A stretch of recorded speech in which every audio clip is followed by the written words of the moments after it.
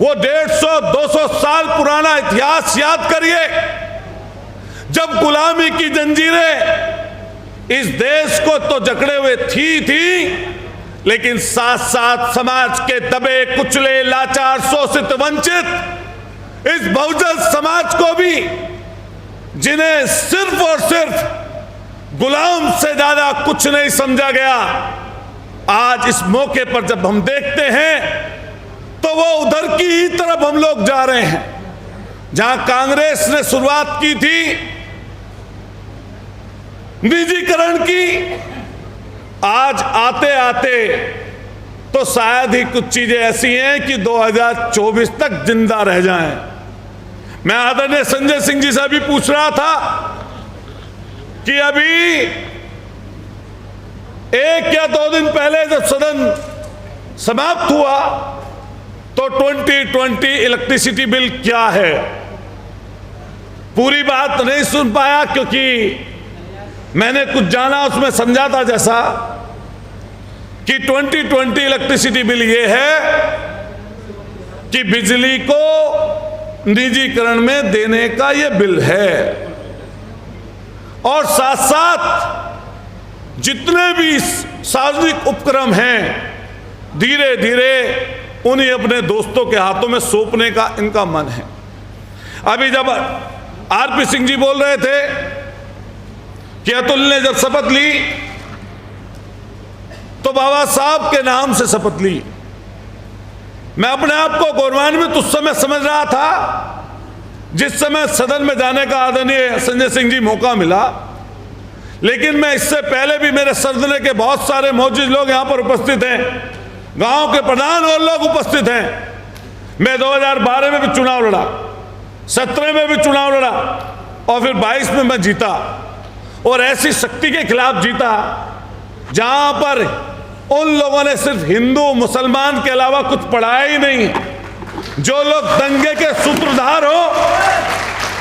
जो लोग दंगे के सूत्रधार हो और जो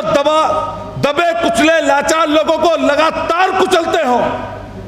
लेकिन आज बहुजन समाज के लोग यहां पर बैठे हैं, मैं अपने आप को गौरवान्वित महसूस करता हूं और चिल्ला चिल्ला कर ये बात कहता हूं कि अगर आप मेरी मदद ना किए होते तो अतुल प्रधान कभी विधायक ना बना होता,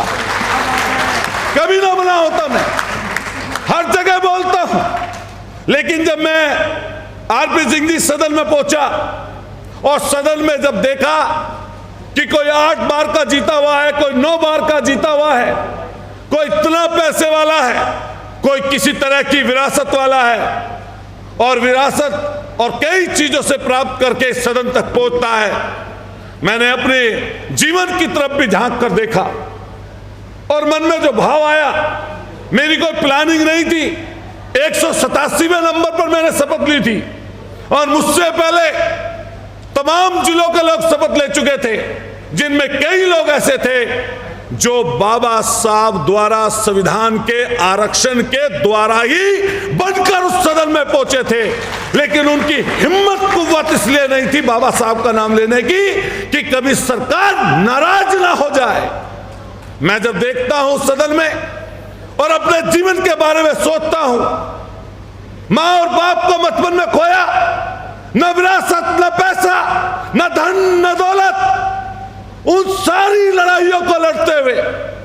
अगर उस सदन तक जाने का मौका मुझे मिला तो सिर्फ बाबा साहब भीमराव अम्बेडकर के द्वारा, संविधान द्वारा मुझे मिला,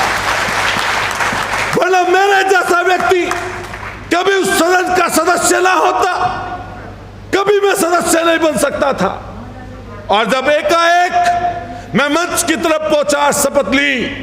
तो मैंने गर्व से ये बात कही, जय भीम, गर्व से बात कही, जय भीम, जय भारत। मैंने उस समय क्या देखता हूं, जो लोग 52 साल तक अपने मुख्यालय पर झंडा न फहराए हो, जो सिर्फ और सिर्फ जबान पर वोटों के लालच के वजह से बाबा साहब का नाम बोलते हो, जैसे ही मैंने जय भीम बोला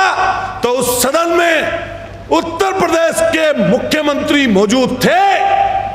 उस सदन में तमाम वो लोग मौजूद थे जो अपने आप को तथाकथित अंबेडकरवादी कहते हैं, जैसे ही जय भीम का उद्घोष किया तो मैंने उनको हंसते हुए देखा, क्योंकि शपथ के बाद उद्बोधन, भाषण, वक्तव्य नहीं हो सकता था, नहीं तो उनकी आंख में आंख डालकर उसी समय उनकी हंसी का जवाब अतुल प्रधान देता, उसी समय देता। मैं आज का समय देखते हैं हम और आप किधर की तरफ जा रहे हैं। मैं तो धन्यवाद देना चाहता हूं, साधुवाद देना चाहता हूं आदरणीय आरपी सिंह जी को और इस बैठी हुई जमात को, जो इस सरकार की आंखों में आंख डालकर समाज के दबे कुचले, लाचार, शोषित, वंचित और गरीब वर्ग की बातों को उठाने का काम कर रहे हैं। अधिकतर लोग तो डर गए हैं, सहम गए हैं, कहीं ईडी ना पहुंच जाए, कहीं इनकम टैक्स का अधिकारी रेड ना कर दे, कहीं आपके यहां अभी जैसा कि बोल के गए पूर्व सांसद जी, कहीं एनआईए ना पहुंच जाए, आतंकवादी घोषित ना कर दे। तो मैंने सदन में कई लोगों को देखा, जब बोला करते हैं आदरणीय संजय सिंह जी, कभी भी कोई व्यक्ति वक्तव्य देता है, कोई भाषण देता है, अगर डर जाएगा तो शब्द खा जाएगा, और अगर शब्द खा जाएगा तो चीजें पूरी नहीं बोल पाएगा। दो चीजें बल्कि तीन चीजें, डर और लालच, किसी की जबान से निकले वाले शब्दों को रोक देते हैं। अगर डर जाता है व्यक्ति तो नहीं बोल पाता पूरी बात, और अगर लालच में आ जाए, अगर लालच हो जाए तब भी नहीं बोल पाता। आजकल अधिकतर लोग ऐसे ही हो गए हैं, ना बोल पाते, ना कह पाते, ना उस चीज को आगे लेकर जाना चाहते। मैं तो आरपी सिंह जी से कहूंगा, भाई मारे वालों का ज्यादा बुरा हाल हो रहा है इस मामले में, जो दो बात कही है। और जितने लोग यहां पर बैठे हैं, मैं देख रहा था आज जब मेरठ से निकल कर आया तो भाजपा के होर्डिंग पोस्टरों से शहर पटे रहते हैं आजकल, काफी माल है, उसमें तो अडानी की जरूरत भी नहीं पड़ती। असीम अरुण आ रहे थे, पूर्व आईपीएस मंत्री हैं, मैंने देखा उनका व्यवहार सदन में सौम्य है, लेकिन कभी कभी चर्चा होती है कई लोगों से, अन्य लोगों से, तो मैं सोचता हूं